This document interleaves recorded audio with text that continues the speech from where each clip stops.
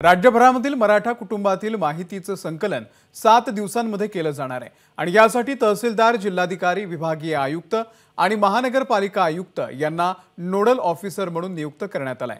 मराठा आरक्षणाच्या पार्श्वभूमीवर मंत्रालयामध्ये काल महसूल विभागाची महत्त्वाची बैठक पार पडली। या बैठकीमध्ये हा महत्त्वाचा निर्णय घेण्यात आलाय। तर सर्वेक्षणाच्या या कामाला एम्पिरिकल डेटा गोळा करणं असं नाव देण्यात आलंय। या सर्वेक्षणासाठी पुण्यातील गोखले इन्स्टिट्यूट कडून प्रश्नावली तयार करण्यात आलेली आहे। युद्ध पातळीवरती सर्वेक्षणाचं हे काम पूर्ण करण्यात यावं असे आदेश राज्याच्या सामाजिक न्याय विभागानं सर्व यंत्रणांना दिलेले आहेत। तर मराठा आरक्षणासाठी करण्यात येणार हे सर्वेक्षण नेमकं कशा प्रकारे केलं जाणार आहे आपण पाहूयात ग्राफिक्सच्या माध्यमातून। पुण्यातील गोखले इन्स्टिट्यूट कडून प्रश्नावली तयार करण्यात आलेली आहे। प्रश्नावली भरून घेण्यासाठी अधिकाऱ्यांना प्रशिक्षण दिलं जाणार आहे। प्रशिक्षणासाठी प्रत्येक ठिकाणी एक ट्रेनिंग मास्टर असेल।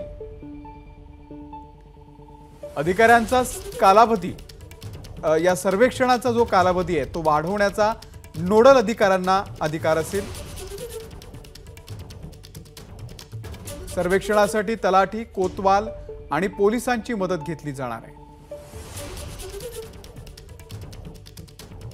तलाठी, कोतवाल आणि पोलिसांची मदत घेतली जाणार आहे।